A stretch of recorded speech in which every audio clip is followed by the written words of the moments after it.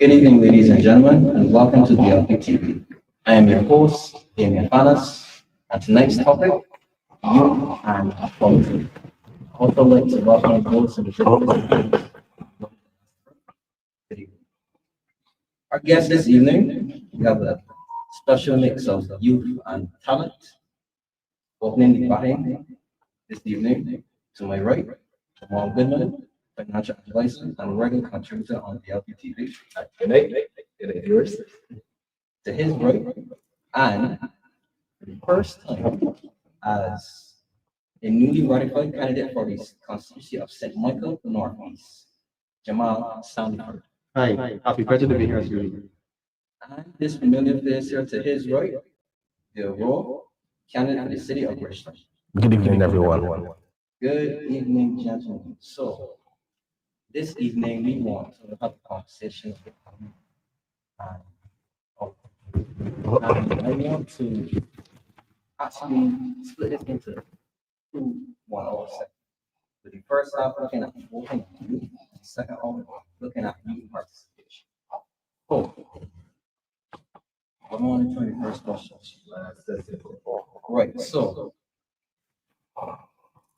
do the youth really value the importance of the constitutional right to vote? Because we see that there is this low for turnout every year when it comes around to elections. And at one point in time, indigenous Barbadians did not have the right to vote because we went through the period of adult suffrage and from our colonial times, people of our skin color were not allowed to vote. It was only for a certain class of people and skin color. Do the youth understand how important the constitutional right to vote is? I think it's all about education. Right? And some of the younger people, I don't think they quite understand, they quite grasp the struggle of the people, what they had to put through, pain and suffering. Right? And then a lot of the youth, they usually will say, you know what, it makes more sense. When they go vote, they vote for everyone is the same. Every government official. So they said this apathy. Lots of lots of. And that's something that we as a people, well, we as budding politicians, we tap out of people voting and what it means to be in politics. What it means to be in politics. I think a lot of things are touched still, and real education. And a lot of people they actually hide, a lot of the politicians they hide particular policies, particular ways of doing things from the people. They do, and that's something that we need to continue to educate the younger people. Have some one-on-ones. And the reality is when you have a forum where there's a lot of people that's open, a lot of the young people, they're going to be afraid to come up and say what they need to say. So it always gets to have that one-on-one, and you'll be surprised how much the youth will open up. And that's something that we need to do. That's very much. Jamal, what do you think? Do you think that you really understand how important the constitutional right to vote is? I would have to say no, and here's my reason, right? Not just being a young person, right? I've seen for years and years, there's always been this disconnect between what we call politicians and what we call the citizens. Here's the reason. You see them once, I can't say once a year, that'd be a overstatement. You see them once every couple of years, and it's usually for one particular reason. Correct. It's the election cycle. They don't care who you are, where you live, what your living conditions are, anything of the sort. They see what going on, my man. Bam, I want to shake your hand. I want to know, yeah, you're voting for me, right? Or I'm asking a different way. Because looking at getting you to vote for them, they ask you, so how work? They ask you, what's going on in your life? You good? He's an artist. He's want to find out exactly what's going on in your life so they can offer something of value to get this vote. But there's a reason for this. There's a huge disconnect. The young can't relate to the average politician. Let me just say that, average politician. So there's a huge disconnect. They don't relate, they don't connect, they don't understand each other. So they find ways to bridge the gap. To bring some people, it's been allegedly known that some people bring monetary gain to the table to try to acquire the vote. So then offer in many different ways in terms of financial assistance and bills, in terms of wrapping some shirts, allegedly. However, that's not to have taken place. That people try to one way or other use financial gain to acquire votes. So that's where the disconnect will continue. I advocate for people actually finding out what's going on in the lives of the citizens, crafting solutions and policies and solutions to get the people benefit so that we can say, hey, listen, you see that young fella there? You see that woman there that come here last week, come here 2 years ago and said, listen, he hear my situation, now he put a policy or then put a legislation to the parliament so that we could get some sort of benefit here. So be a little ease. I can vote for you because I want to see what else he can do. Should he be in office another 4 or 5 years? I think if there were more of that, they would understand the value of their vote, right? But however, we don't currently get that. We get people just coming to you once, twice a year in some cases, trying to find out who you is, what's going on. Somebody's even ask you, but you don't want to, how do you want the house? How much votes you really could get? He actually been around recently in the Gazette's area, and I heard people say that the last time they saw the candidate for the MP for this area, this old lady told me that she asked her directly, how many votes they getting?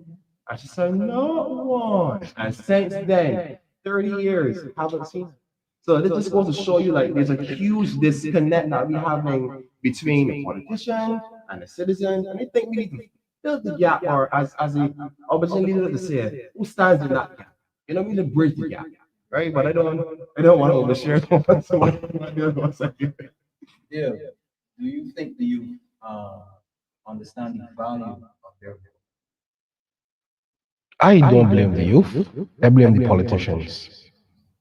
The reason why the youth don't understand, because politicians, previous times, has not took the time to really share with the youth on a level as it relates to why you should vote for me. Politicians over the years only come when it's that time and spend money. So the young people see politicians as Santa Claus. You only come when it's election. And when you come, it's how much money you pay. You paying me for the vote. I do not blame the young people. I blame politicians. So I have been around Barbados, and when you approach young people, the first thing I hear young people saying, or people in general, especially young people saying, well, how much when they're looking to pay, how much you gonna pay me? How much you gonna pay me?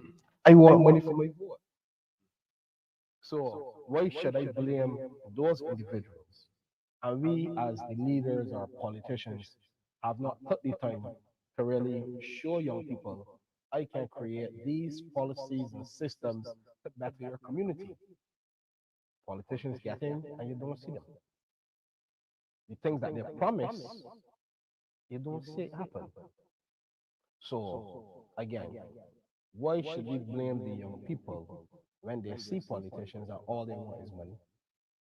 What would the young people need to look at? Politicians would come, talk pretty, and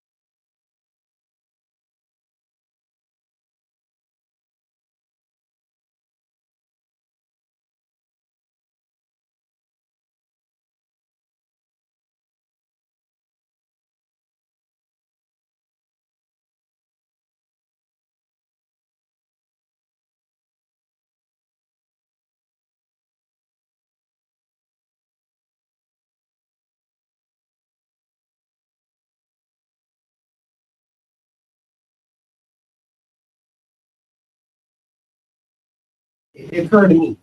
So it's not just high cost of living you have to deal with now. You have to deal with the fact that even trying to deal with the cost of living, there are parameters in place that stop you from gaining money to save yourself.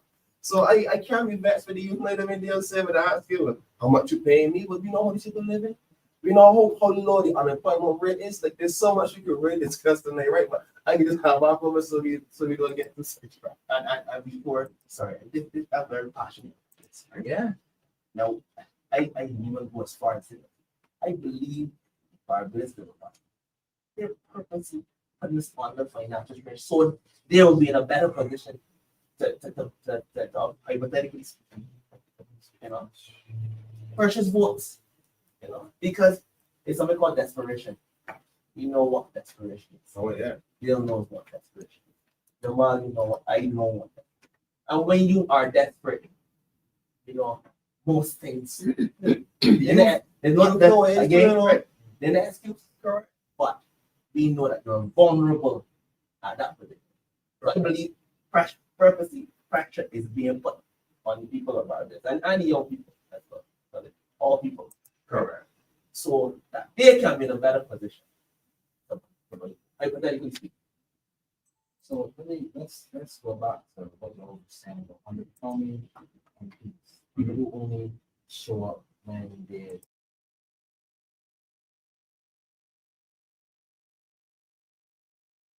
by enough that there's unemployment, underemployment, not enough opportunities for them to I guess go into entrepreneurship, right? Or any enough programs for them that they can actually improve socioeconomically. So where should I go? Where should I go if at the end of the day you're doing absolutely nothing? Are we seeing an apathetic youth in Barbados today? So everybody can ask. Yes, we are. Of course. And again, it comes back to what we were saying earlier. A lot of young people, a lot of people they're seeing hopelessness. And the reality of it, a lot of them, because of the hopelessness, they have to, day by day, they have to actually live life day by day, nanosecond by nanosecond. You understand? Have short-term goals because the future doesn't look too bright. It looks like a dark hole. So when they have short-term goals now, a little something, obviously, a little something to put in my pocket, I will be satisfied with that. I will be satisfied with that because thinking further down the road is very difficult. So that little prompt, no, I can take it and do what I need to do. So the hopelessness, that's that. Again, no excuse, but hopelessness, that's that. You pause for a minute to sort out something. What's funny is that if you see Pause for a minute to sort We're out going something. to pause for a minute. We'll be back in a few moments.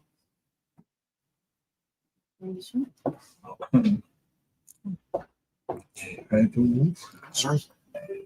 Come on, it's streaming.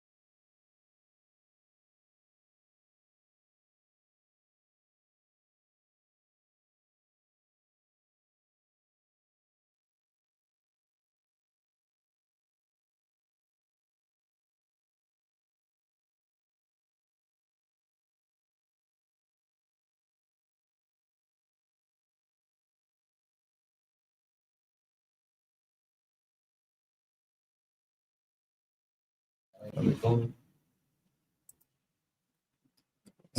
It's somebody, huh? go ahead.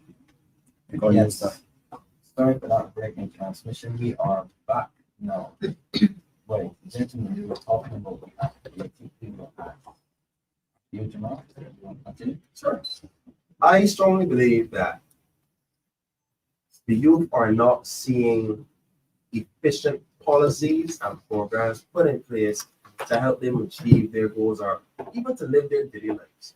So when we see, I try to stay on the elected part, but when we see a politician now, MP, representative, what we want to call them, come to you and ask you, so you voted for me. This is some of the things that these people have to come across, you know, they have to go over it. This person don't help me, so why should I? You know, and this person, even if I tell them, because they do ask the question and you do share the information, even if I tell them I want to see something that help me in this area, this area, and this area, and it don't happen, and you do vote. What hope does it give you that the next time that person is going to do what they said and didn't do the first time? You know, they make false promises. And then for the person now, I give a quick story. Yeah. Took time to send this yesterday as well. I met with somebody and they tell me, buddy, I feel this from my heart. I don't swing here nor there, right? Because no matter what, I still have to find a way to live within this system. So when you tell me this, right, it got me to think, hold on. You're gonna give me a chance, but I invest me, you know why?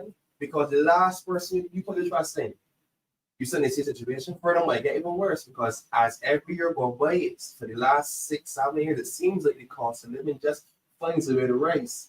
I was in Price Smart this evening just before we came here from back, and we were going for some cherries, and we took up a crate. And the gentleman saw we had a crate, so he came. He said, "One of the gentlemen, I would say he's probably in his 50s, 60s. You know, he don't know what he means." So anyway. But the point is, he come to the fridge and pull the door. I said, "Jeez, boy, blanche, what you doing?" So he got compose myself. Yeah, I said, "What happened?" He tell me, "Man, you know, come in here Monday." And this was 13 something. Not even 16 something. You know, they try to calm me down, you know, but you know, You said the audio is much so on and so forth. better. This is what really got me. I understand. But you try to tell me to go up with $3 in 3 days? And that I think is something used for concern. But getting back to the apathy, right? If we sit now and study it, the people aren't getting the ease, they're not getting a chance, they're not getting a win. Everything just feels so oppressive. You know, when they look at the government parliamentarian meetings, and we see the budget and so on, there's nothing that we can say is openly there to help the youth or to help people to sustain themselves. We had just seen a increase in the minimum wage, knowing full well that the tax isn't coming down, knowing full well that business owners are going to be able to sell, like, hey, listen, we don't want more money to leave in our pockets. So what we're going to do is we're going to stay within the guidelines and the bylaws, and we're going to drop your hours a bit, just so that you get back the same money that you was getting before. So now minimum wage gone up, tax gone up. So we're actually going to get back the same money because less money coming up that pay back now with the tax. So I just think it's so much going on that is disadvantaging these people. That is going to be very hard for them to say they can go and to see somebody who's willing to change the way that things are going. I think that's what we need to be doing right now. We need to connect with these people, especially you, and change what's going on so that they can be more liable to send that I can play with this fella, I can see what can happen. But we need to give us our reason to do so, you know? And I think that's it. We are not really seeing them open to voting, not open to declare that this is where this time because I feel like everybody's so that just my take on it. Yeah, so are you seeing an apathetic movement on the democratic process? So you connected with politicians, they see it, you know what I mean? They witness it all the time as politicians only showing up once every 5 years, twice every 5 years. When we look around Barbados, we will see murders. We will see young people involved in a lot of violence. We will see young people underemployed and unemployed. There is no hope there. There's no hope there for our young. Our young people don't have opportunities, that can really happen. When we look at my comrade just mentioned the minimum wage. When you look at the minimum wage moved from 50 to 10.50. And what is currently happening, a lot of employees only working 30 hours a week. So a lot of the young people that work in those minimum wage jobs, you have them working 30 hours. 30 hours at $10.50, paying $350 a week. Taxes happen, I'm with that. Now when taxes come into that, you look at it, let me say $250, and then bus fare for 2 years. I know you bus fare for 3 years, 4 years. So how do people survive? Cost of living is extremely high. So what I realize, and people also realize that the current government don't have our best interests at heart. Reason being, the government tried to make us believe that they care with increasing minimum wage. But when the government increased minimum wage, they automatically inflate cost of living. Because prices in minimarts, supermarkets, all across markets, have to go up. Correct. Reason being because you have to take in consideration your labor costs. So employers will cut the hours, you get me? And then employers will, as opposed to be working 32 hours over 4 days, persons working 32 hours over 5 days, which is 5-6 hour shifts. So then you individuals spending more to get to work. And then it is even worse because we have the public sector.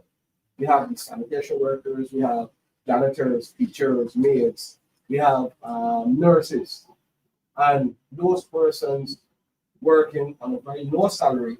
In addition to that, those persons don't have any kind of benefit. So again, the first point that I brought to your attention is the minimum wage. The government uses it as a distraction to inflate cost of living. Also, as it relates to the thing, that is a tactic. You get me? Because the government only want more. So let me say approximately 280,000 people live in Barbados. Let me cut that in half. 140,000 people have vehicles. So there's 140,000 vehicles on board. Let's say half of that get the thing removed, which leaves us back with 75,000 people, 5,000 vehicles that still have to pay. And let's say that's 75,000 persons, those 75,000 vehicles, those persons have to pay the $500 fine. The $500 fine by 75,000 people is $37 million. So where the government put in this $37 million? Where is this $37 million in tax for? Because cost of living going up, you know, start the thing law, and then when you turn on the law, find a young man like me in the area, but Ramon is the chief, but Ramon making sure that my family good, and you, the officer, come out to arrest Ramon, and you ask me, the young man, for help. I can help you because Ramon making sure that my mother good. And if we don't help you, I can get fined. So really and truly, right? What you think you do not care about politicians and do not care about voting? When the young people hear a politician, they say, oh, the problem, then you see when you get into it. No. Because the next time when you see them, it's 5 years. Correct. But why I urge young people, don't sell your vote for $500. Don't even sell it for 5,000 because you might say, yo, $500 is good, boy. I could buy a pair Air Force Ones for $350 and get a shirt and a pants. It still feel good. But when you calculate it, 5 years, $500, $100 a year, that's only 27 cents a day. You cannot survive off of 27 cents a day. So if you decide to sell your vote for $5,000 divided by 5 years, but $1,000 a year, $1,000 a year divided by 365 days, you only sell your vote for $2.73. So young people, don't get disconnected or don't start to look at it from a different perspective. The only way I will vote you a politician, what are the actual benefits with that you will put in our community? We don't want talking about. You get me? Stop really talking. But for me, I'm going to bring policies and systems that will help each individual in the city. You get me? Because it's about empowering the young people, because young people is our future.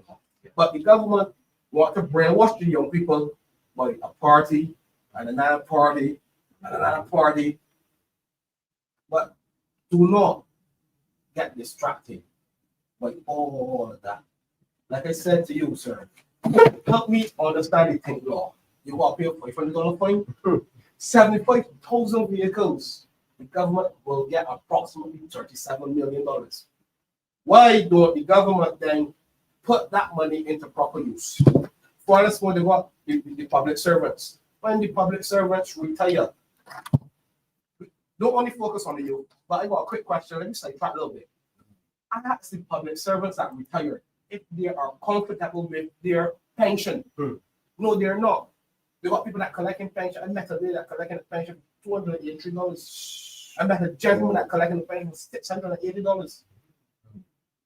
So if you right now, if you want to live comfortable in Barbados, you're looking at minimum $3,000 a month.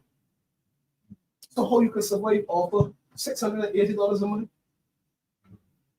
So the government, why the government don't take some of this money that they're collecting from the taxes, put a better retirement plan in place for nurses, the orderlies, the sanitation, put a retirement plan in place, help pay the contribution, because the NIS don't give these people nothing. A lot of people suffering in Barbados today. Everybody believes that the government cares so much, but they're secretly inflate cost of living, and they also will collect $37 million off of this state law. Over to you, sir. That's before you go on, right? Yeah. Gentlemen, let us make it abundantly clear. This is not an exercise in just bashing. What we're doing here is shedding light on issues, on what really affecting young people, right? So I go read a saying here, right? Give a man a fish and you feed him for a day. Correct. Give a man a fish and you feed him for a day. Teach a man to fish and you feed him for a lifetime. This Barbados Never Party-led government is a give a man a fish government, so you can eat for a day. We have situations where young people are on contracts. Now, you know what happens in a contract. You know what happens. It's short term, and you are restricted. You can't go against the hand that will affect you for that day. Because you're on a short contract, anytime that contract can be terminated. You understand? So give the young people longer in terms of longevity, better opportunities, not just little short term contracts. I remember and I'm gonna go now and just shift a little bit. The community center. No Orange Hill a bank holiday. Community center closed. You mean the beer was closed. You know, painted nicely. Yeah. It wasn't in right this time. It wasn't in right. But painted nicely. And nothing is going on at community center. So you know many things can go on at community center. Again, there's no excuse for crime and violence, right? But a lot of the youngsters they're not engaged, they're not employed, and they are, they're lacking inspiration, I'm not really here. lacking opportunities. I'm not really hearing what you have this vision. Are you taking this keen insight to the fact that these youngsters don't have initiatives in that area? Of course. I challenge you to find some. I challenge you, don't wait on them to hear what you say and decide to enact on it. I challenge you to create opportunity that actually helps and serves these people and show them how strong as a representative that you can be. Damien, that's a good question, man. You remember when I had the ASH program? Because Yeah. when Ramon mentioned the contract, as the person that sparked my interest, the ASH program. The ASH program was a very good initiative. The reason why I say that because it provided some security to a lot of vulnerable households throughout Barbados. But the downside of that, those persons were paid bi-weekly, and no NIS was taken out. So at the ending of this program, when they start to send home these people, persons with the NIS to find out and to claim, and come to realize they were not making any contributions. Wow. But then now we got a government that say we care. How we care? I'll ask you a question though. You brought an interesting point to the table. It actually brings another one to mind. You said they weren't taking up any NAS. Were they at least doing the courtesy of paying if I had to pay? You're talking about ash that contains sulfur and who knows what else. I'm not a geologist, but Today, correct. clients came to me from UAH, and they don't even get hazard pay. Over to you, sir. And just before you get there, right? And again, I really bet. And learn law pretty talk, right? There's no way, energetic young people, and there is nothing to do. There isn't anything to do at all. Again, back to origin. That lovely lush pasture there. Lovely lush pasture. I just holding out, chilling. And I actually overheard a conversation with young energetic people. There isn't anything to do on this nice luscious pasture. The football, there wasn't anything going on. And they mentioned as well to when we were actually a little younger, that lots of activity. Oh yes. Right on in the pasture. You know the pasture. Of course. I know you know the pasture. Want to raise up there. And that is certainly not. This should be a hive activity. Oh yes. Country people. The producing those the country life. Get more the community. You need to build the community. I second that. Go back into the community. Not just talk about GDP. That was macro. Measurements. They deal with the people in Barbados, and that is what this Barbados government. They have lost sight, and their priorities are aloof. Why at this time? So right, gentlemen. This is a very good discussion. The conversation. Oh, We have yeah. a conversation. The conversation. Of course. So I want to move on. For this second bit. Okay. You guys mentioned it kind of surface level, right? Sorry. So let's talk about the issue of boundaries. No, I want to be unequivocally clear. We are not saying that any one person or government engages on any accusation that they do in land or books. But we've heard stories. No, I want to frame this conversation in the way that where we unpack how precious your vote is. We cannot stick a monetary value to it. If you're going to stick a value to it, if there's going to be a scale that measures it, it has to be time. Your vote isn't worth, well, your vote is so valuable to the public in monetary figure.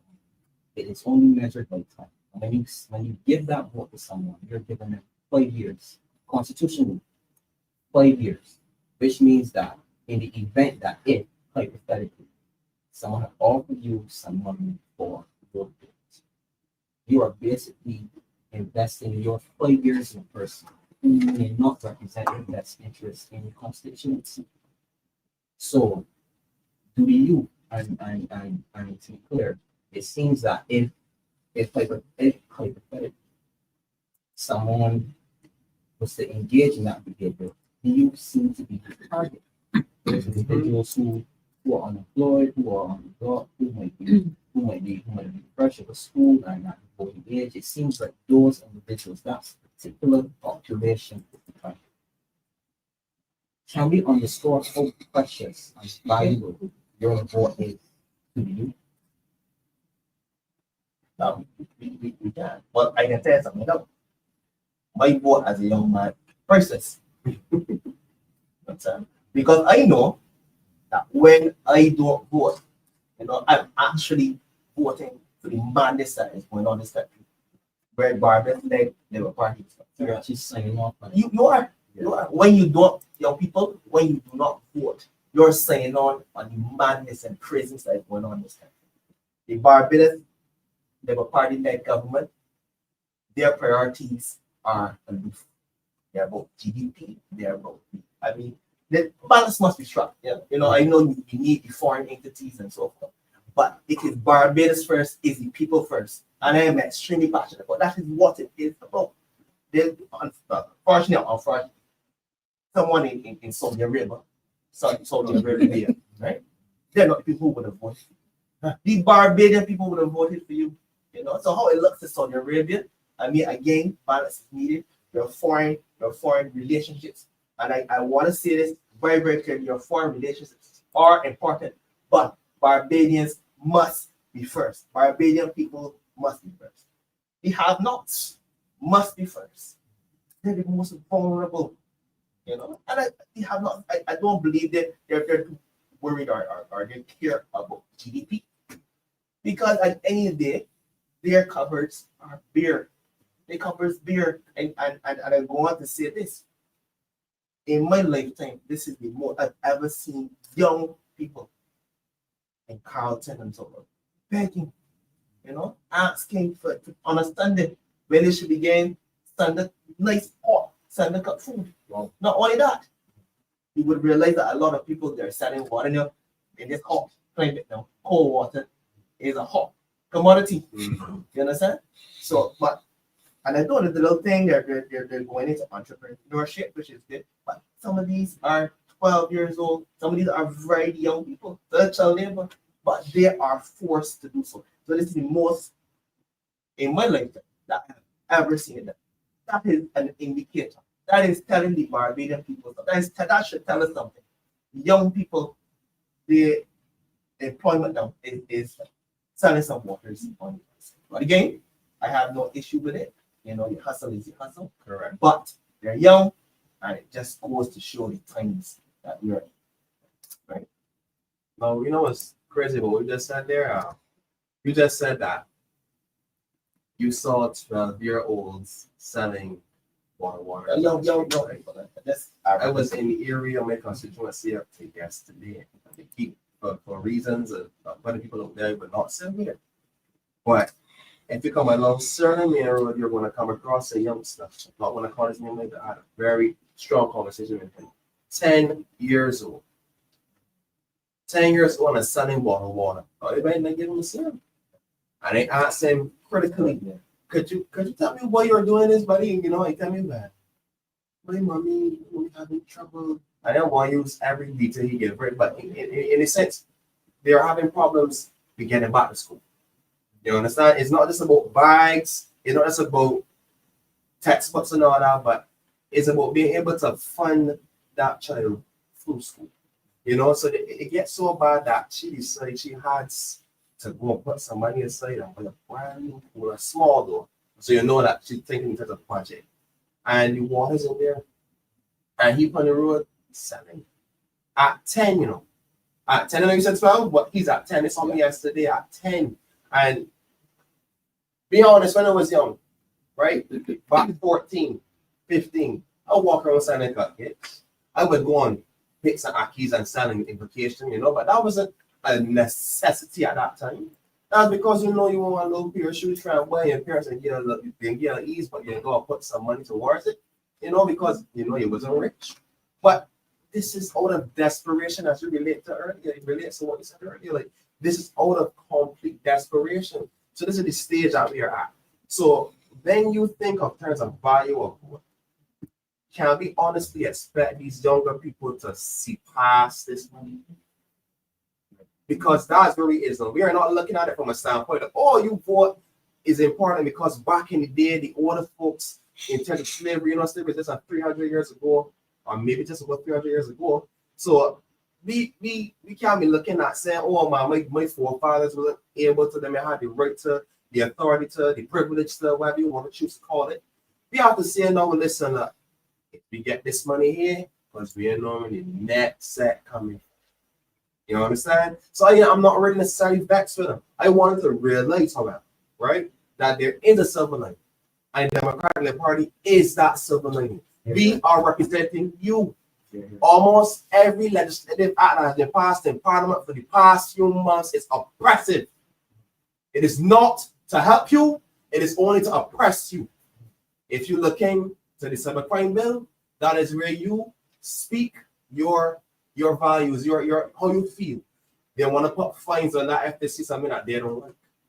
When you look at, you don't go too far into this, right? But back to my main point, every act that's going there is to oppress you. If you look into the other bills, like the one with the aiding the police, because we might not know the exact names of the legislation acts, but when you are asked to help the police, and if you don't, you're going to get a fine. I didn't ask the policeman a question if I was in that situation. I can get a cut out of the part that you're getting, even though you're already small. That this doesn't help me that way. If I help you, am I going to put somebody else that I care about who also struggling at risk? This doesn't help me again. Am I at least going to even get a tax reduction somewhere somehow? Am I going to get an increased pension somewhere somehow?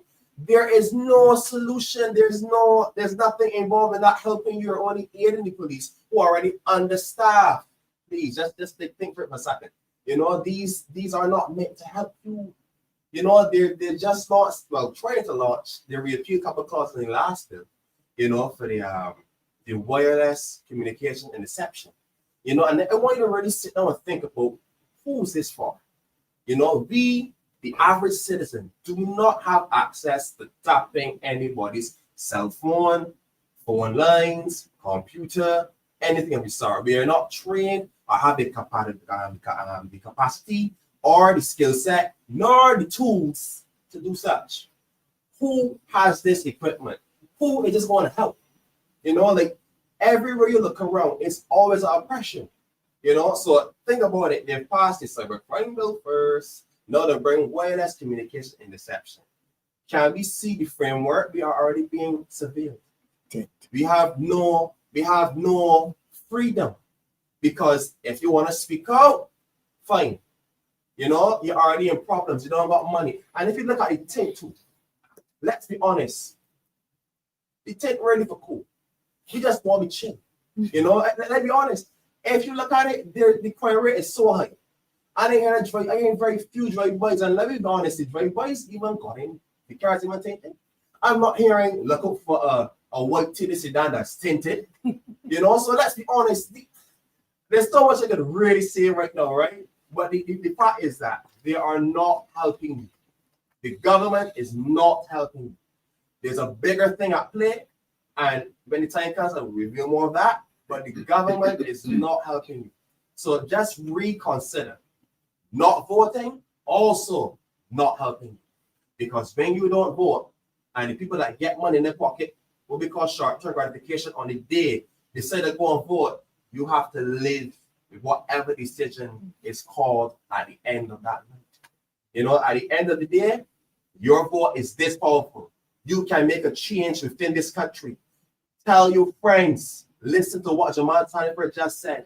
Tell your friends what Rowe just said. Tell your friends what Ramon Goodman just said, and Damien Fanus. And you'll realize that, listen, what I said making sense.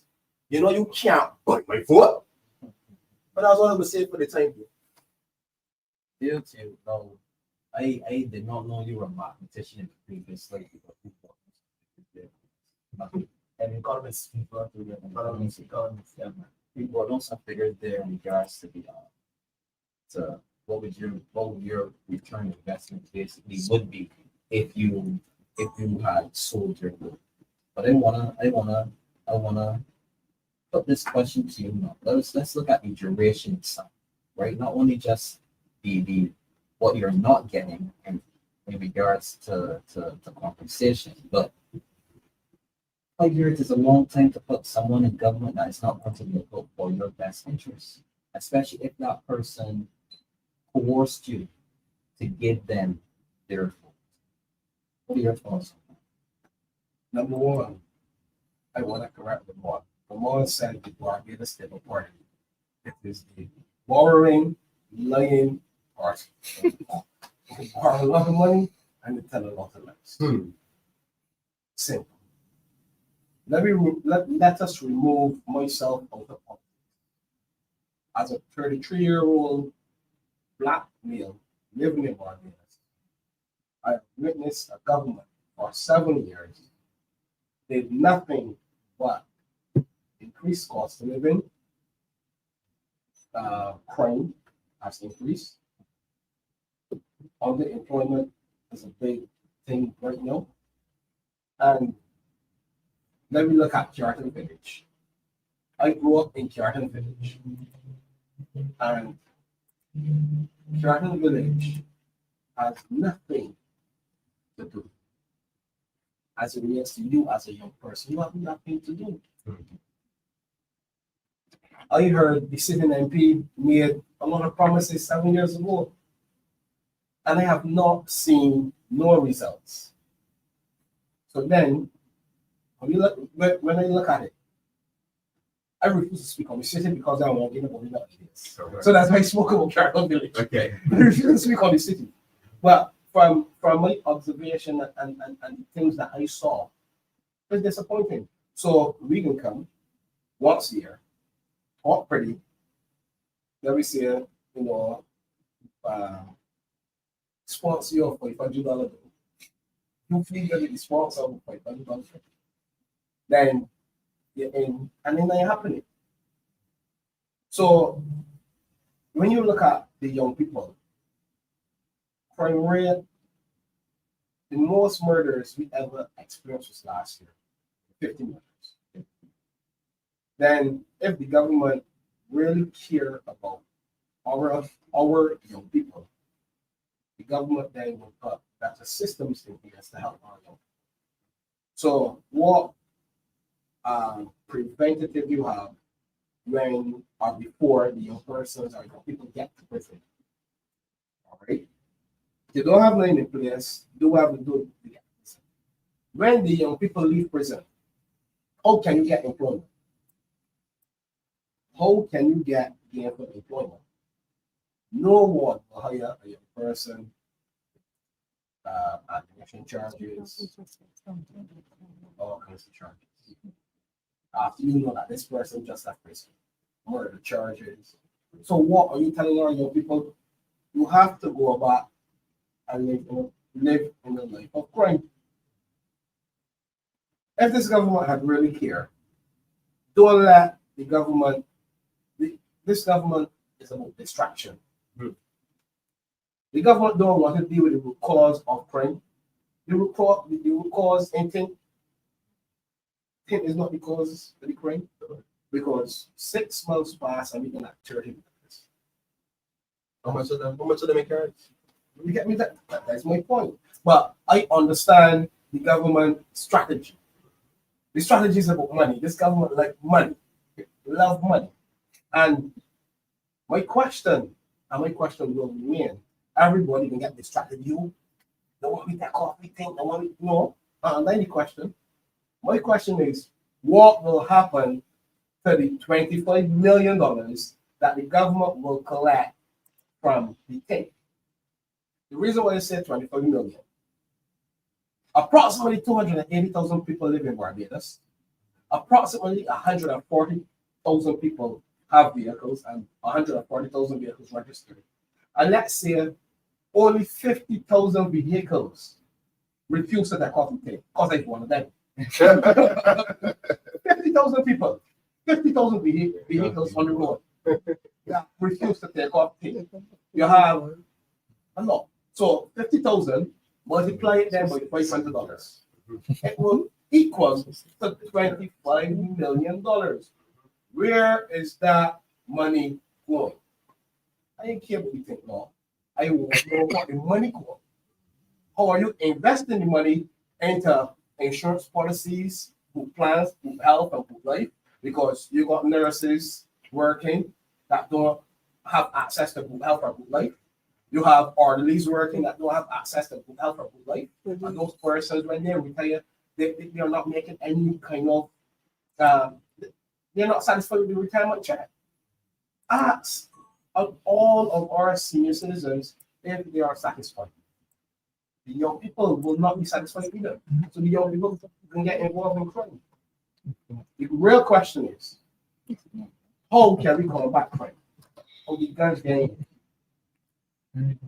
how the guns getting distributed? Who distributed them? I will part the $25 million go if you tax and fine 50,000 people. And but gentlemen, I don't know if you're getting hot for topics. But I remember you talked about that policy in terms of aiding a police officer. Oh, yes. And the $10,000. Now, the reasoning and when the Attorney General was right on that policy, right? You know what his reasoning was. No, tell him. Yeah, no, I can tell them. I didn't look and tell them too. That was a policy that was put in place when the Democrat government. Guess what year? 1975, $500. And you gone out in 2000, and young people, they don't want to hear that about 1975. We talk about 2007, and you would have upped that amount down to $10,000. So that is the excuse and the reasoning. Now that sounds great, and any young person, any person in general, would actually hear that and want to say, this is 2020. Correct. 7 years since 2018. You really should stop with that rhetoric at this point. This is 2020. Tell me what you're doing for me now in 2020. Correct. And that's my fundamental issue constantly with this Barbados Labour Party led. They pass the buck on. No one wants to hear what they say further. Give me a proper reasoning why you're going to up the fine to $10,000. Also, you're endangering life of the people. Again, the ordinary family as well. With no training, anything like that, you're endangering the lives of the normal family. Because he ain't going there, he doesn't have the training. You get cat spraddled. It's true. Then you have injuries involved and so forth. I mean, insurance, I'm sure he's not a part of the insurance contract. I can assure you, the third party who would have gone in there to try to assist people. And you ain't getting a thing. Not one right thing. And what's worse is if you look at the psychology of what is taking place, you're only seeing how failed this government is when it comes to making initiatives at solving crime. And that's the real reason. To me, that's the real fail. That's the real reason why these people are not getting crime combated. Because instead of finding a proper and strong solution that benefit the citizens, you say, hey, all hands find that, we need to tackle this. But over to you. No, there's a pass the buck. Real quick. Damien, I got a question to ask. What are your thoughts as it relates to a rehabilitation program for persons that know, receive the all clear? You are free to go. Pass score. Just go. You get me? Mm-hmm. I heard that Mr. Abrams would have made a suggestion or said that he's gonna have rehabilitation programs for the inmates. But now they know that talk. Because you can't have a conversation about crime and then there's punishment and then we go rehabilitation or restorative justice or restitution. But rehabilitation, right? That is the other side of the same coin. So basically, obviously you would expect that once someone is incarcerated, you will put programs in place to rehabilitate them so that when they come out, they will be contributing members to society. And that not only that, that they will cut down the chance of going back into that life that got them incarcerated in the first place. So another question then. So when you get bail, you some persons will get what about with the police? The what signing? You Ah. can bond information. No, after you know some of the guys that were indicted with charges. Or we That they still have to go sign it to the police station. yes, and they Bail condition, how you call that? Yeah. So my question is, the government could create a national peace program, but how the peace program benefit anybody or any of the youngsters, or prevent the youngsters from going there, or help rehabilitate the youngsters after they come from there? They would take X amount of millions to put in the peace program which failed. They take X amount of millions to put in let's call it regathering. That field. I know that they get $25 million from Think Tax. But yet still we don't have a solid rehabilitation program that we can easily migrate those persons that committed offense or different offenses back into civilization. especially young offenders. Especially young offenders. Especially those people that have their life still long, You get me? still ahead of them. But they want to look at mimicking the US as it relates to the grade 1, grade 2. When they don't mimic the US, when you get bail, you have to get employment. You have a program in place that persons willing to hire these people that don't come out of jail. Why they don't put a program like that in place? It's in the place of Come on, man, help the people. Because you know what? Let me use a quick example. Let me say 18-year-old get charged for murder, happen to get a very good lawyer, get come out within 5 years. He will be then, let me say 23. 23 will happen now. The only employment for that 23-year-old that just did murder, bosses from all over Barbados is going to get him because the CV look good based on the severity of the murder. So the young people still get employment as contract shooters in Barbados today, because when you go to jail for shooting and you come back out, you can't get employment. But then you know the government want to talk about crime and want to focus on things, but they want to focus on the rehabilitation side of it. But probably paying $25 million we take. Talk to me, man, honest. gentlemen. I want to, I guess that brings us close to our first hour. I want to shift now to youth and politics, political service. The problems that you guys have, obviously we will need new, fresh minds to come in and tackle those problems, those social problems, those crime issues, cost of living, everything that seems to be a kitchen table issue in regards on the minds of the Barbadian people. Do you see the value in service politics? Should politics in Barbados be something that the youth aspire to get involved in? Because not only will they be involved in the level that where that they share policy, but you might never know. These individuals might go on to political service in the sense that where they themselves might be MPs and they might affect policy. Do you see the value in getting into political service? I can tell you now, me myself, I was once apathetic at one stage. But what I did, I went beyond all these smoke screens, all the partying, all the distractions, and I had to make a conscious decision. I said, you know what? I want to know what is going on around me. I want to know what is affecting me as a young man, right? And how I can make a difference. Now, the reality of it is that all my life, I have been building relationships and assisting people based on, I'm a financial, so I constantly meet people. And it talks about, and it usually deals with building relationships. And obviously assisting people at the agency. So I want to do that at the highest level. Highest level, actually. because assisting people is always somebody who's going to, and that is very important. I have a passion for that. So I had to get away from all the distractions, as I say, and step away and really draw it up. What's going on here, friend? You know, how we can make a difference. And that is one of the things that the younger people they need to do. Because I can tell you something now. That type of life can be very addictive.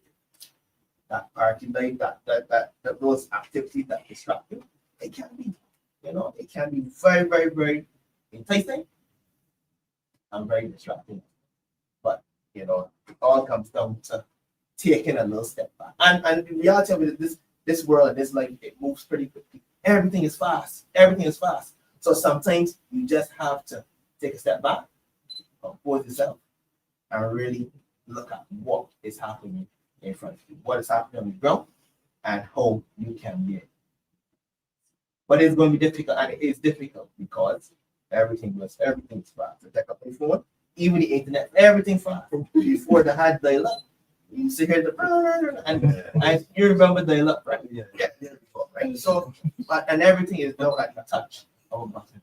Yeah. So take some time, step back, take some deep breaths, and really understand what is going on. I had to be that person, right? So that's some advice to the younger people. But in the super age, it's not. You want to be involved, be energetic. You want to be involved in, and there's nothing at all balance. There's nothing wrong with going out having a good time.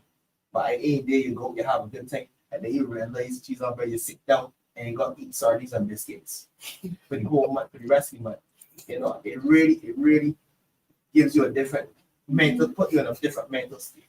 So it's about taking a step back, really understanding how you can make a difference. So, that's what it's about. All right, for me, I could agree with you. Ramon. I believe that a youth should get a lot more involvement within politics. And I tell you what, the Democratic Party is of the people and for the people. We welcome with open arms. I wasn't always in it. And I can tell you from experience, the fact that I'm in it, I'm able to see the change that I can create. I suggest any young person who wants to change their life, shape their life, help the lives of the other citizens of Barbados, get involved. Trust me, get involved. It is you who have that unique perspective. I can come and I can hear you speak, but it's only you that could have that full on view. I can only see what you're willing to say to me. So there's only so much that we could craft based off of what we get from you. If you're involved, I might hear you more. I might hear more from you as time goes on. So I believe that's just one reason why the youth should get involved. Another reason is the fact that you show your way, the fact that you say my order the same or none of day for me or whatever the case is. That's another 5 years, 10 years, 15. Whenever you decide not to get involved, whenever you decide to continue to alienate yourself, you got to endure. I even want to say the pain, but you got to endure the cost. You know, everything goes at a cost. You have to endure the cost of not paying attention, of not being involved, of not trying to help, of not being able to say, well, you know what, I can count on you that I want to talk home meetings and tell them what we're really going through. You know what I mean? I'm saying to be, to be macho man and to handle it on your own, attack it on your own. I'm saying come to us. I'm saying get involved. I'm saying listen, the road that you want to see get fixed, who you think can fix it? You gotta come to me. Let me know what's going on. Get involved. Come and say listen, let me show you what's going on in this constituency. Let me show you what's going on behind closed doors. Let me show you the reason why this quite happening. Because the other government clearly can't fix it. You understand? Get involved. Come to us. That's all I really want to say when it comes to the involvement. I believe that they really should be more involved. However, we understand their reasons, and I would go as far as to say that even certain organizations, the strategies that they're implementing are even blocking some young people from getting involved, right? But I just say above all that, gain some courage, able to assist, reach out. That's all I really want to say about the involvement. Hit me with the question again, man. Hit the question for the listeners, man. Because I can hit it correctly here. Do you see value of getting involved with the service? One should see value. And there's no value offered, no value offered. years now. First off, if we really want the youth to be involved in politics, I personally have a program in mind where I want to start a political youth club. This political youth club that I want to start is to get young persons involved from a young mind. So what the school system should do is not to have political youth clubs in the secondary school, in the secondary schools, and then try to push politics, not push politics, offer politics as something that they can do. Also incorporate the secondary schools to do a political debate yearly, where that the schools come together, do a political debate, and see which school, dominate, which school win, and make it a thing. Because the Barbados Labour Party more focused on just entertainment and partying. It's good that the young people chanting for the inter-school sports. Good initiative, I like it. It's good camaraderie and good competition. The same way we have that, and the current government team up with Small Factory to offer $5,000. So the same way you could offer $5,000 for people to chant as it relates to inter-school sports. Create youth clubs, youth political groups, youth political clubs, where you don't push a particular party, but you speak truth on politics as it relates to what both parties would have done or didn't do, but you speak the truth and then let those individuals then choose to be a part of B or D or start their own party. I believe if we have a political youth club in secondary schools, do a competition, and make it fun. That's the only way then we can get the young people involved. But if we sit down here and talk about money, the young people ain't interested, but we don't make it appealing for the young people. The young people see politicians as tricksters, telling other lies, and don't keep up to the promises. So they would not have an interest in politics, point blank period. Something that I always wax poetic about is that this government's failure to consult the people on whatever issues is the kitchen table topic of the day. No, if they're not consulting the people, obviously then they're not also consulting the youth. They're not bringing issues to the youth and asking them, what is your perspective? So it seems like not only are they not, it's like they just shuttle the population altogether when it comes to the way they make their decisions. And the youth would be a big part of that. I believe that we have very intelligent youth who are very grounded and who keep their ears to the ground and they understand what affects them. Should any government that is looking to come into power, you have to be the focus. How do you feel about that in regards to engaging you? First off, let me jump right there. Look at the HMP dots, small dots. When the 15-year-olds get remand at small dots and come home, how or what is in place to help them? Besides going to the probation department or Robert Street. How are you going to help these young people that know get charged at 15, either for assault, wounding, offensive weapon? You get charged at 15. And then you went to small dogs, you spend 6 months. You come out. How or what programs is there to help you? The Barbados, you serviceful. You then go a record.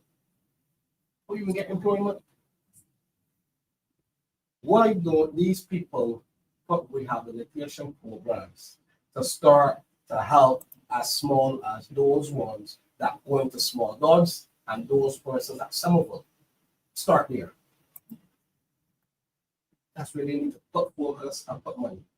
Stop expelling the boys and the girls that seems a bit disruptive. Don't expel them. Pull them and then group them and then look at the root cause. Why are these children behaving in such manner?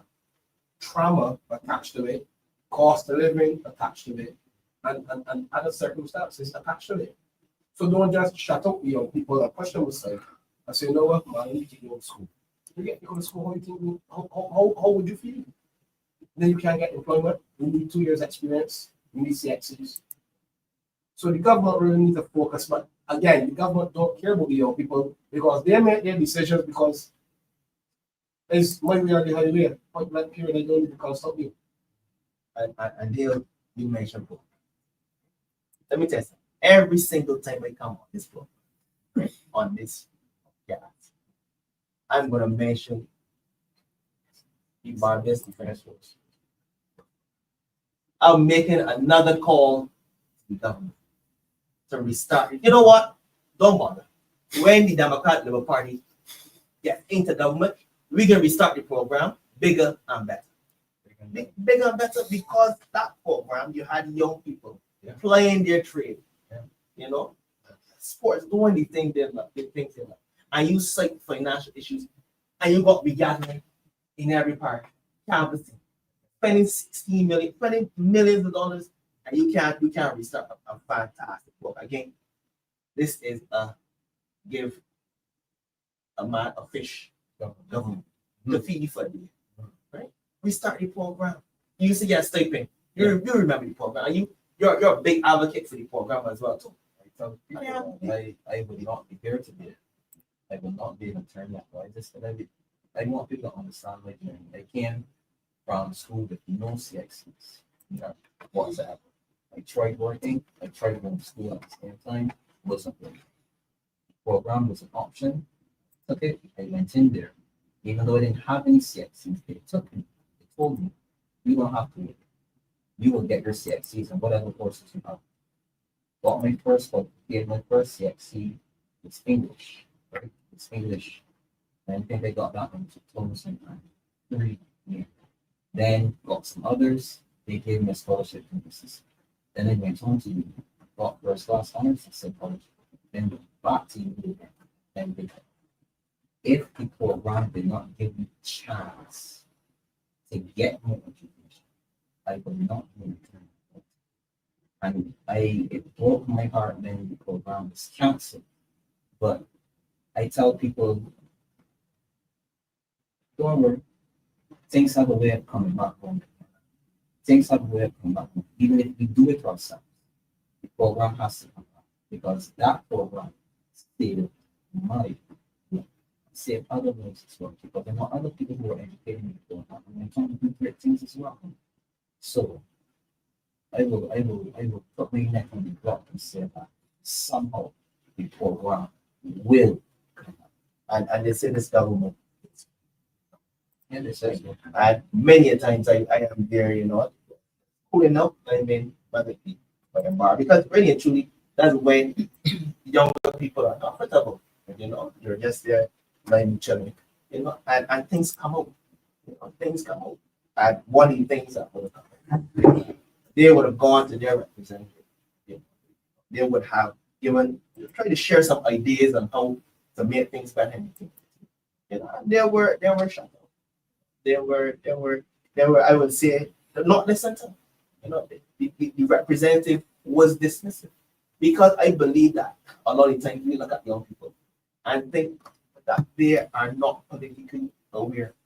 You know, but I want this government to know they're very politically aware. And you know, after that fact, I tell you, they usually have time to sit down and think. Sit down and analyze what is going on. And I can tell you something, no. Listen to young people, younger people, they have innovative ideas, they have solutions, you know, they have solutions. A lot of them, they're not too aware of what happened in 1975 and so forth. So they look at things in the lens of futuristic things. And you'll be amazed at the solution. So all you would need to do is listen. But you know, if you're going to talk down to the person, if you're going to talk over the person, and not listen, Or not talk to the person. or not talk to the person, and talk down to the person.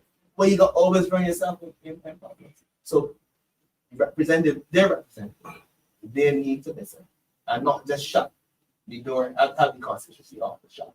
You know, in fact, have an open door policy. You know, too many constituencies have been here. You know, the door closed. I can't get the so that shouldn't be happening at this stage, is 7 years on a post. Shouldn't be happening. The people put you in there. The people put you in there. But their manifestos were the focus, anybody remember that? Of course, that they made lofty promises to the youth and said they're not going to leave you behind. But yet, you went on to cancel the program.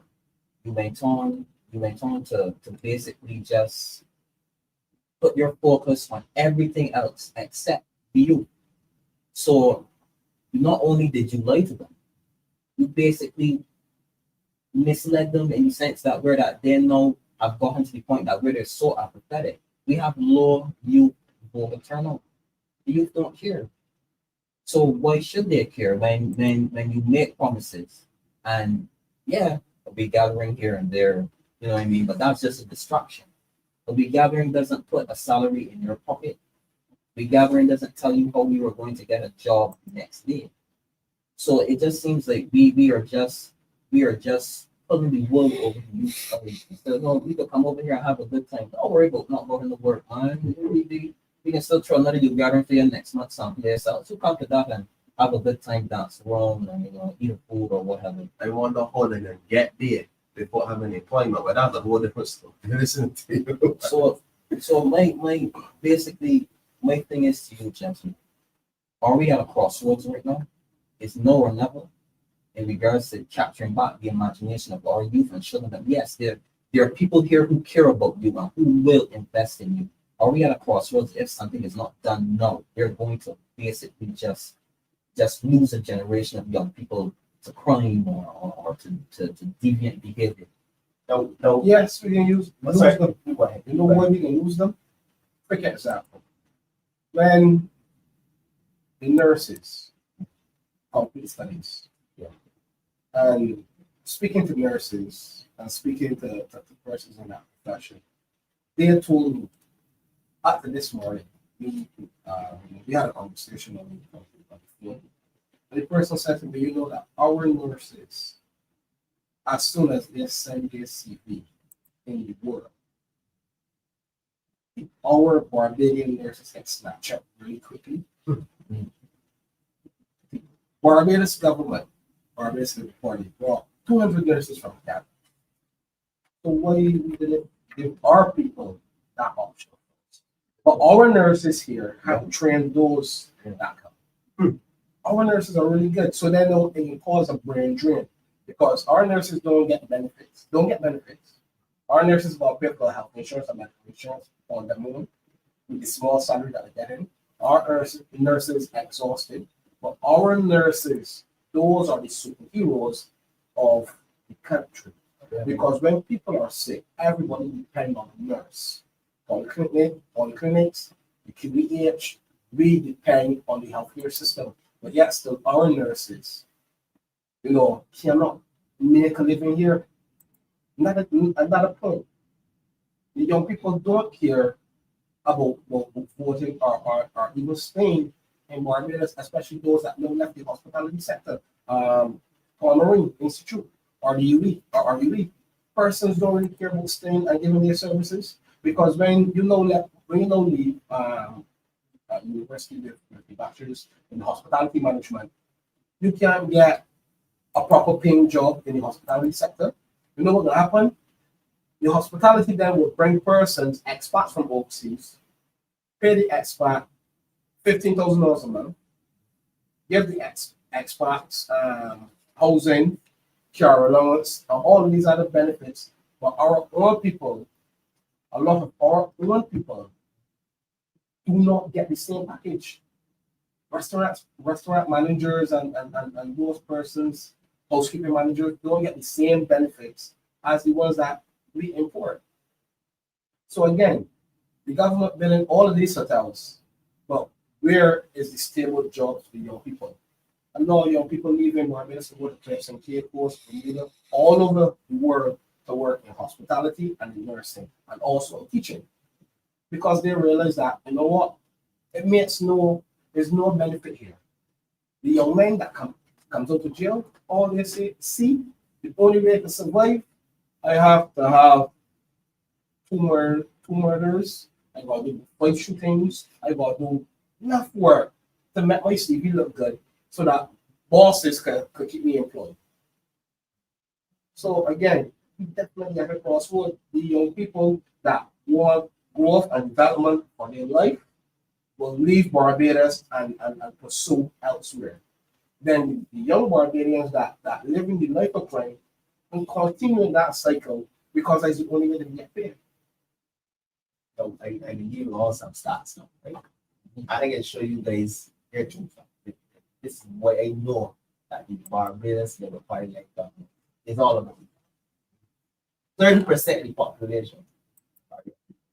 And last election, 50% of those. So you will come to the conclusion that they're in the minority. Young people are in the minority when it comes to the vote. It's about minority. But I want the Barbados Labour Party like them to know that at some stage, that minority, they will become older. And they are going to be in majority. Believe them or not. So they may not listen now, but at some point in time, I'm sure it will come back. And I can't wait. I cannot. Right? Because they take advantage and dismiss young people. They're not listening to the young.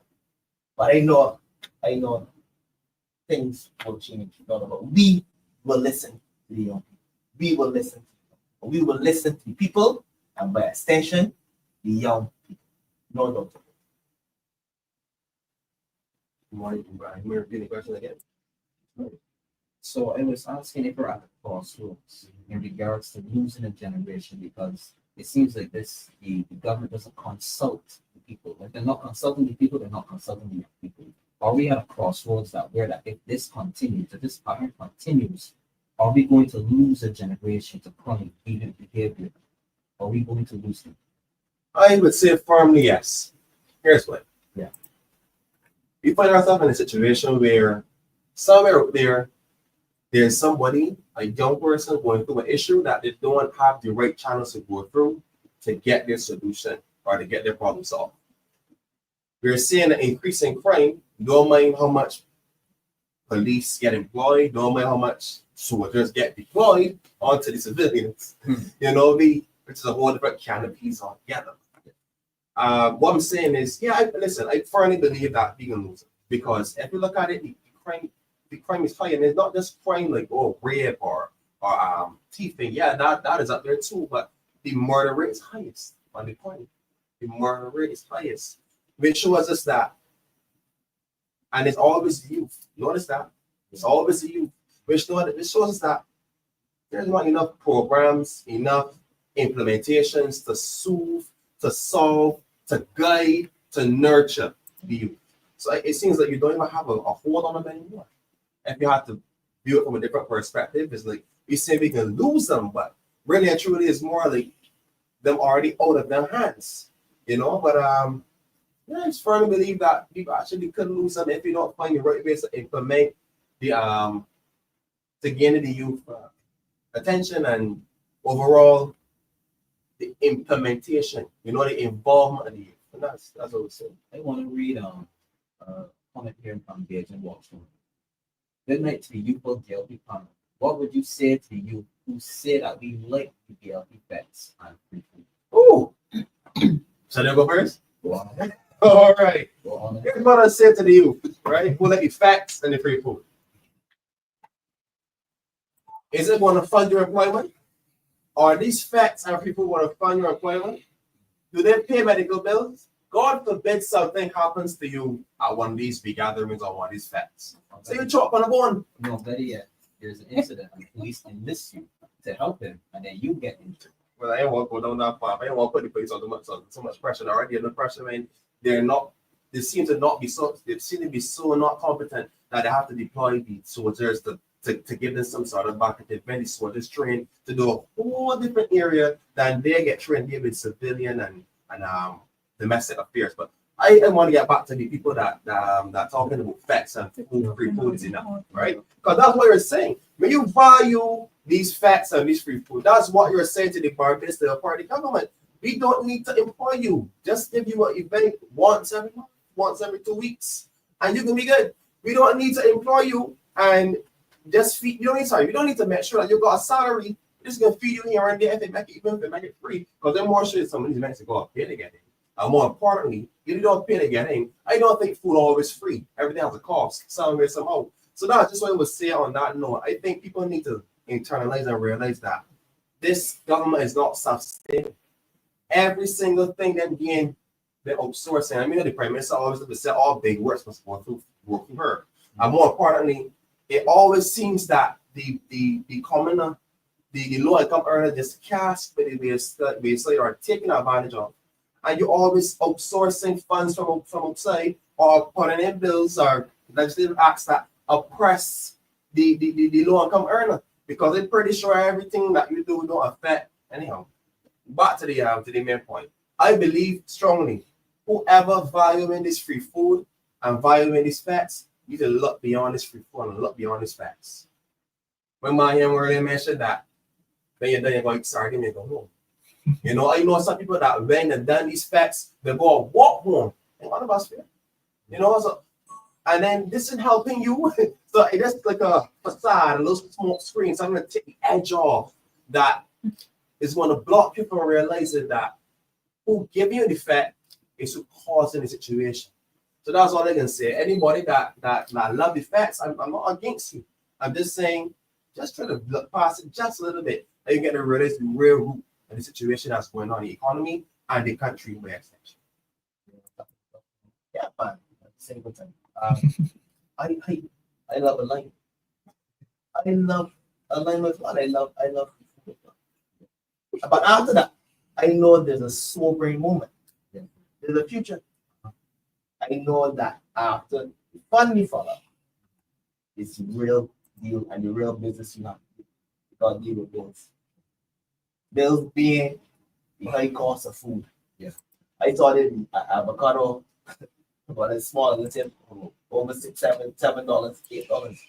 You know, you have to deal with those things. So there's always that sobering moment. Yeah. So love the lineman, love the free food as well too. That sobering moment is what you should say. What is going to happen afterwards? That is what you need to do. That would make me. You are back here. So when we look at free food, do not let a party, a fair, and the free food distract you. When I see events, I look at the cost and attached to the events. Yeah. So as a food and beverage manager, if we cost, example, 1 liter whiskey, duty free, with a duty free letter from the hotels, we're looking at approximately like $21 a bottle. 1 liter whiskey. 1 liter whiskey have 33 shots, out shots. You get me? So watch it now. You decide to you go to the free BLP party and you drink whiskey. You drink about 6 glasses of whiskey and ginger ale, and you have a plate of food. So this is what I want Ramon to do for me. Because when I calculate numbers, I don't know if the audience is believing. But I want somebody to second it. I got you covered. So $21 for the bottle of whiskey. Yeah, you hold a sec. We get him. Go ahead. $21 for the bottle of whiskey. $21. Divided by 33 shots. $1. Where you put 33 shots 33 equals. I see here 0.63. So you're paying. So technically, it's 6 cents per shot. So when the hotels when restaurants cost food, that's what we cost food. So then now a portion of rice, a portion of pie. When you add the cost into a portion, so let me say you pay for a large bag of rice, $15 per bag of rice, you can approximately feed 50 people. Because I had an event at Canada a couple weeks ago, a $15 bag of rice catered to 50 people. So $15 divided by 50. Added on to this. No, we clear that. Okay, Clear. So $15, $15 divided by 50 portions. Divided by 50. What is the 0.3? So technically that is 3 cents. 30 cents. 30 cents, sorry. That's 30 cents for a portion of rice. 6 cents for a shot of whiskey. 63 cents. 63 cents for a shot of whiskey. And let me calculate a whole chicken, and they will not get a chicken at $20. They will get a chicken, let me say about $14. $14 and the chicken have 4 pieces. So 14 divided by 4. Divided by 4. 3.5. 3.5. So 3.5 plus the 63 cents plus the calculate on the So 44. So this is hold on, let me go back here. It's 350 plus 60 Divided by is 410 3.5 63 50 63 cents plus 450. yes, I said 450. 0.63. So technically you're paying $4.50 for rice, chicken, the government or the caterers. Right. The costing of that portion of food for one person with a glass of whiskey, you're looking at approximately $5. Yeah. As you deem it costing. So when you drink all of these, you drink 10 shots at 63 cents. That is only $6.30 that the government's spending for you. So don't let all of this free food distract you. Because you know why? How it will help you, how it will help our community, how it's going to bring employment. So when we hear freeness, we think the government care because they're giving free food. The government spending real money for food. The government is spending money for food because they can get these things at duty free. They can get these things at reduced costs. And then when you put a food and beverage personnel over it, they know how to cut it and stretch it and cost the food. That food and beverage per person is only about $7. So if you look at a hotel pay slip, you will see your daily meal is equivalent to about $7 or $8. And you're entitled to a plate of food because after you work for 4 hours, you're entitled to continental bread for 30 minutes in the hotel sector. So then that includes food. And that food costs is about $7 per plate of food, allow you to drink.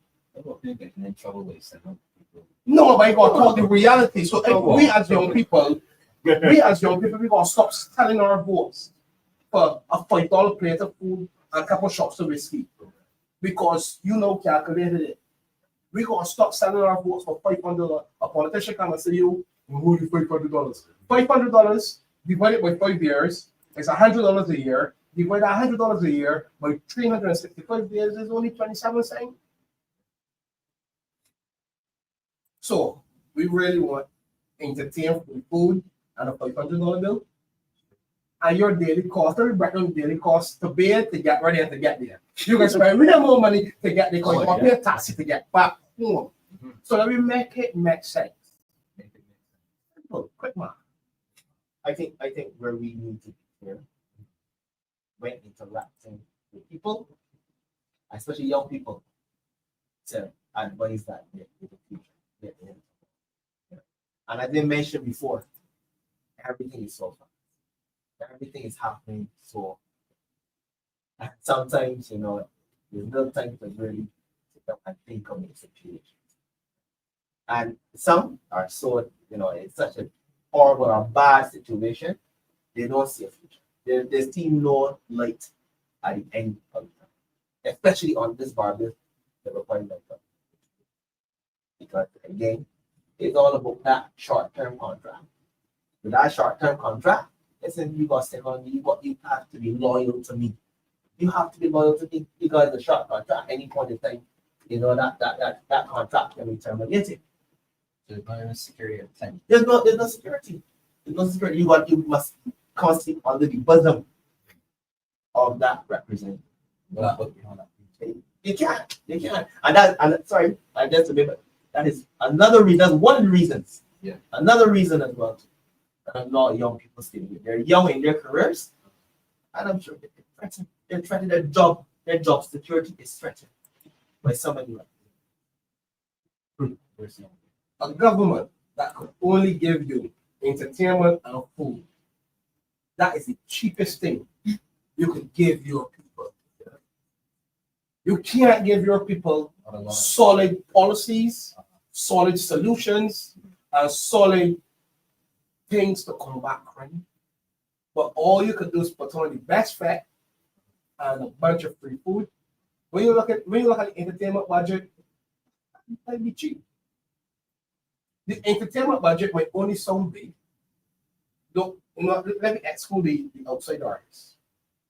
But for a government to give you entertainment and food, we as people, we really have to think.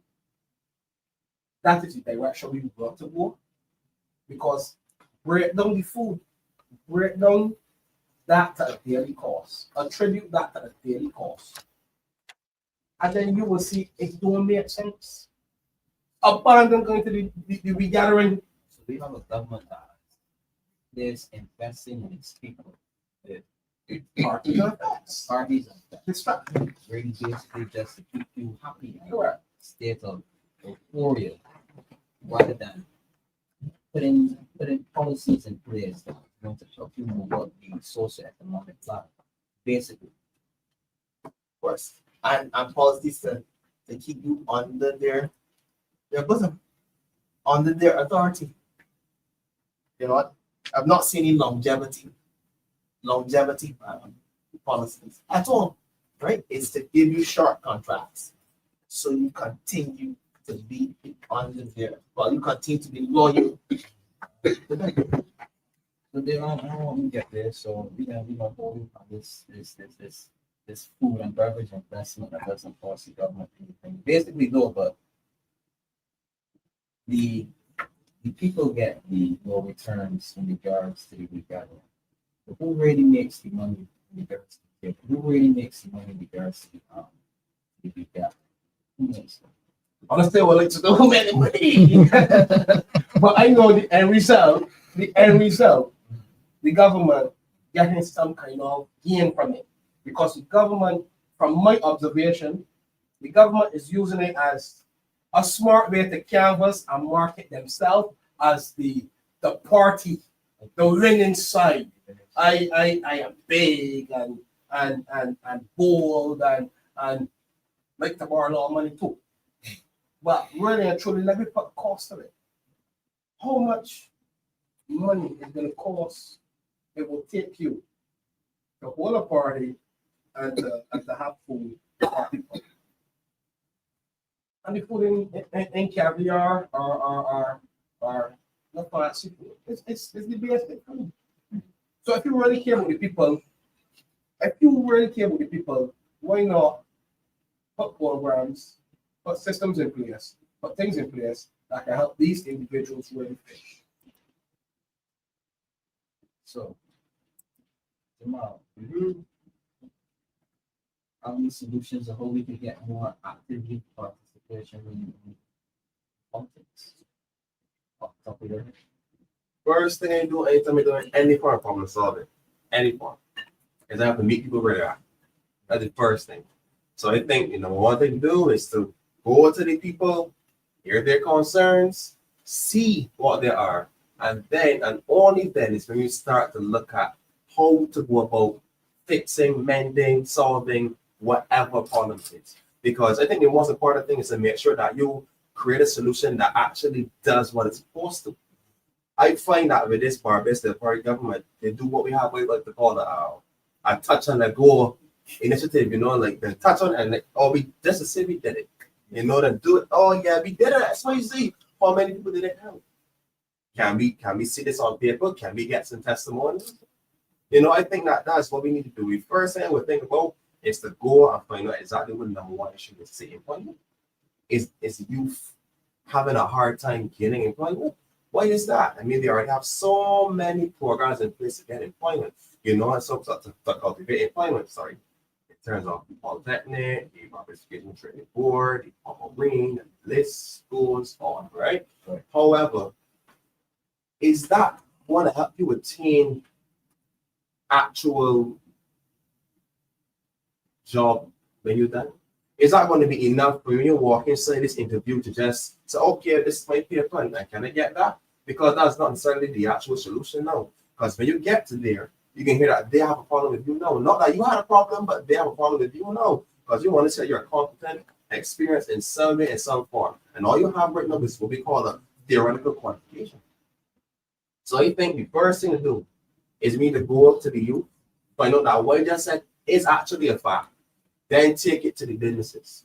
Show that, listen, like, we need to have a strong, open, entry-level job for some of these people that leave in school. How about so you can really help refine this economy? How about so you can really help alleviate this possibility? So there's a lot I can say, to be honest with you, Damien. If I had a thought, I know you probably thought that the end of the show, to be honest with you.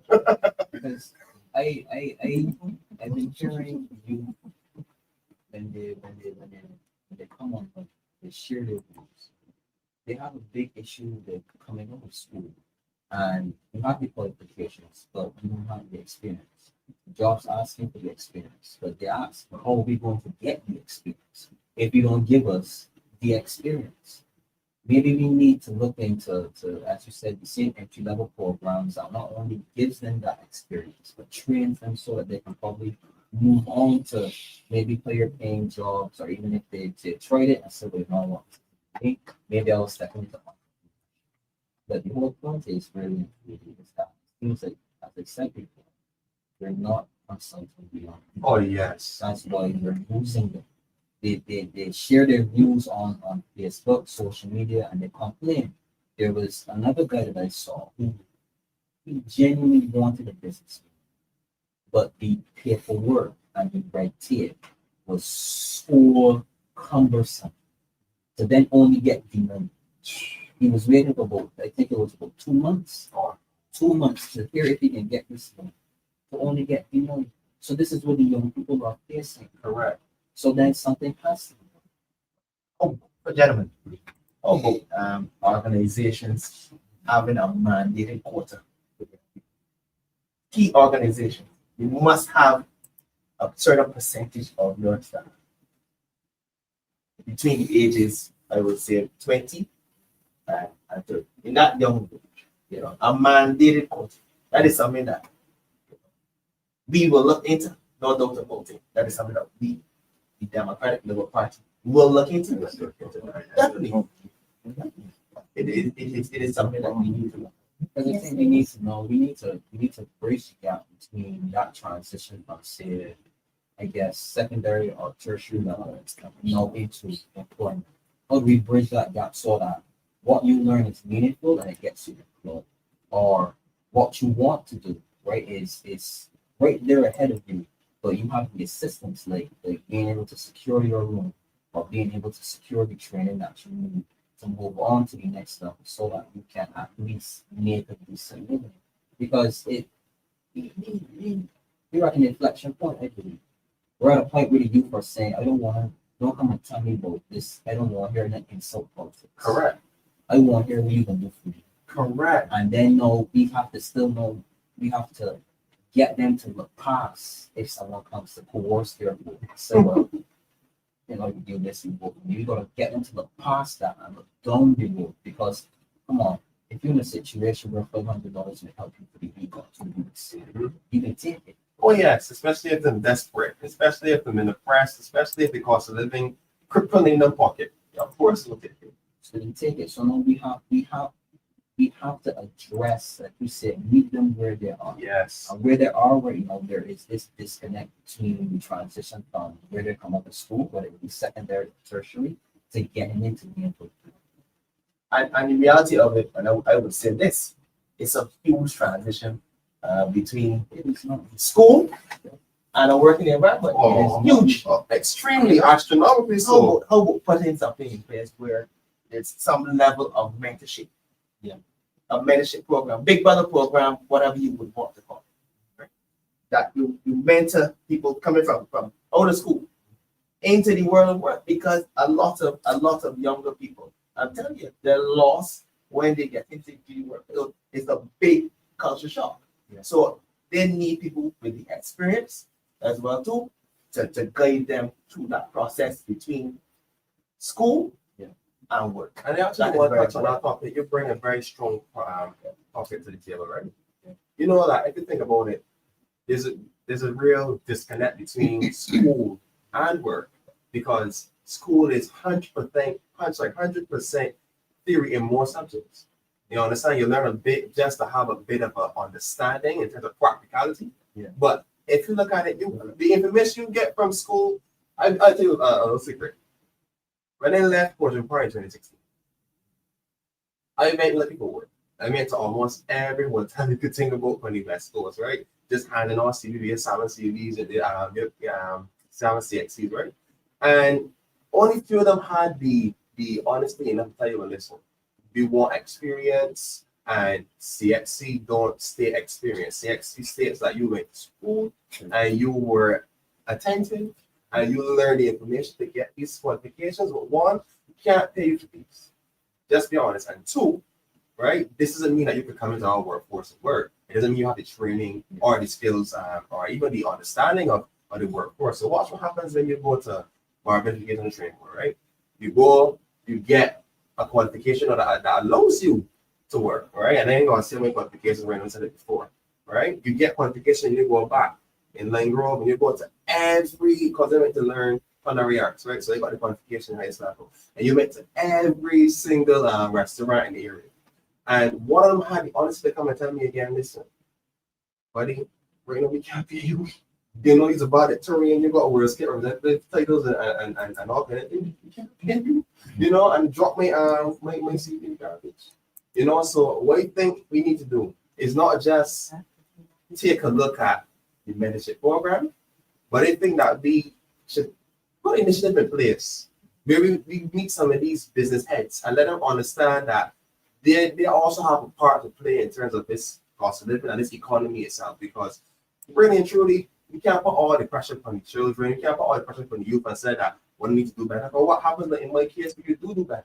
You hear that we can't work.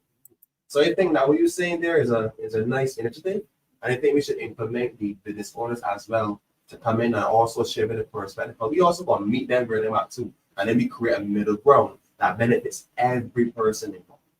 That's just what I said. My thing is to say, right? Another thing that we don't look at as well. I think all the people think that the younger people haven't been through it or right? Are they too young to have challenges in society? We've seen 2 storms, we've seen a hurricane, we've seen ash, we've seen a pandemic. Come on, man. Come on. You know, in terms of mental health, we need some level of leadership. And we've also seen the Barbados party-led government for 7 years. For 7 years. So we've seen all of that. Facts. And it wasn't always fact for 7 years. We had to stay home. Of course. We had to know a job. Of course. We had to know where food coming from. So we had to know every try to escape. Of course. I don't think we should discredit. We should put aside the issues and the challenges that younger people would have faced through this time. You know, I just, try to want to say, I'm not through that. But what you guys have been through nothing. You've been through nothing. You guys don't matter at all. What you guys have to be impressible or knowledgeable or acceptable. You can hear that. I just think that I don't get vexed with the older folks for saying those things because, to be quite honest, if you look at some of the things that they had to go through, remember, times got better as things went on, but you got to remember that a lot of these people coming from slavery, their mindset, a lot of our grandparents were in slavery.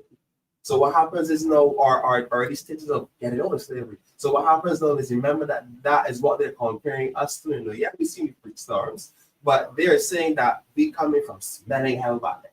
So they're like, boy, listen, you're wearing shoes. I mentioned that, boy, listen, you're wearing shoes. So I am not vexed with them.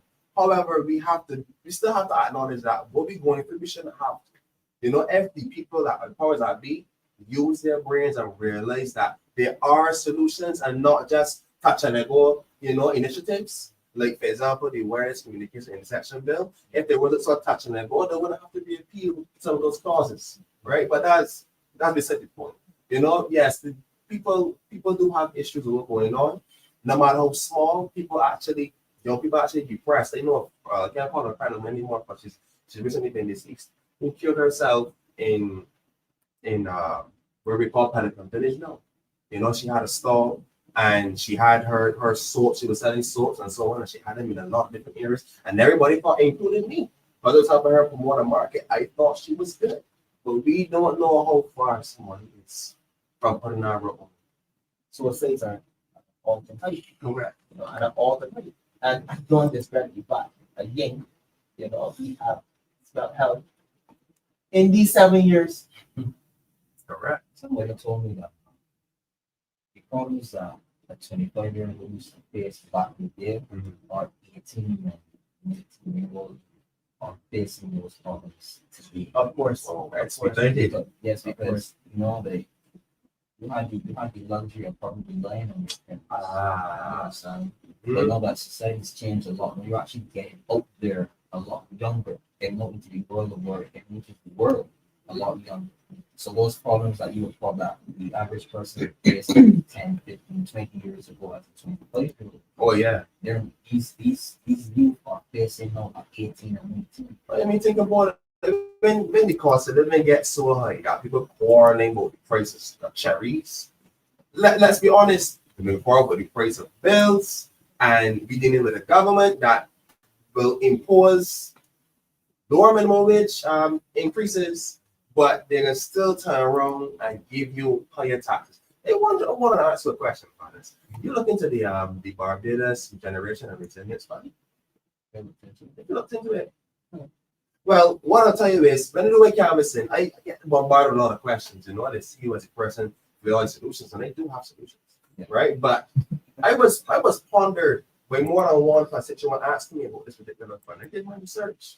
I didn't notice that it was called the catastrophe fund, right? At one point, right? Catastrophe fund. No, I was told, I did research and I noticed that it wasn't something that all people had to pay, right? But miraculously, after the 300 Spartan money, they call it the Spartan money, right? You know, 300 Spartan? Yeah. After the 300 Spartan money, right? I realized that people being confident to me, what's this for me? You know, on this case, so on, especially for the same Spartan money.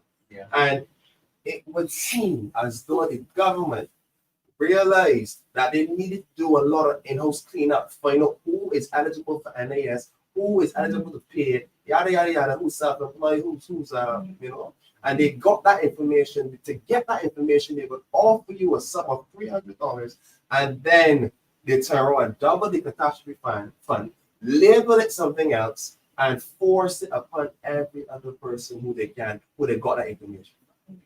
They will get back their $300. And who knows how many more? You know, it is crazy what is going on in this country, but you know what, we never end our show. I'm have to continue on a later date. They want me on this? You guys are about to wrap up. You know, we have 2 minutes, so I don't know if my mom will have some notices, some housekeeping, something, you know, so I don't know. Well, what I can tell you here is that I'm gonna let you start off with your final thoughts. You know, let's you put a vote on this in regards to you. So what I would recommend to you, Yeah. when the election comes around, do not sell your vote for 27 cents per day, which is $500. Say it again. Do not sell your vote for 27 cents per day, because if you look at it over a year period, it's $500. Yeah. You know, and if you when that time comes, look at each individual candidate and see what those candidates have to offer. We have to move away from just rhetoric and promises and priorities. And you know what Rowe stands for? ROWE, results over words every time. I love that one. I love that one. My final thoughts would be pretty simple. We have a lot to consider. Yeah. And in my constituency, I keep hearing in my ears all the time, you know, you want fresh Kool-Aid. You know, the Kool-Aid that we have, that's what I hear. You know, so people are fed up. You know, and I mean both BD and all the other organizations. People are fed up. They want change. And I'm here to say that I'm going to give that change. with the assistance of you. So when you see me guys come around, share me all the information. Continue to share me. If I even more information that you think will be too much information, share it with me. It's only then I can say, okay, this is what you have to deal with. Here's how we have to solve this. I bring the solution to you. Do you think this is enough? No, let's go back to the drawing board. I'm here ready to work with you. And that's all I want to say. So when you see me, guys, share the information because it's time for change. It's time for change. I just want to say to the young people, we in the Democratic Party, we will listen. We will listen to your concerns and try to find solutions for those challenges. There's solution about it. Right? And there's hope. There's a future in Democratic. There is a future. You know, I myself, I knew from a very young age that the life of crime and so forth wasn't for me. My last name is actually Goodman. So for fact, there's no way a bad man can be a good man. Good man to be a bad man. And the Honorable Ramon, he listens. He listens. I'm a young man.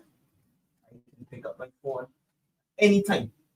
I can message Army, and he will respond. No doubt about it. The Democratic Liberal Party will listen. The Democratic Liberal Party will respond. They will respond.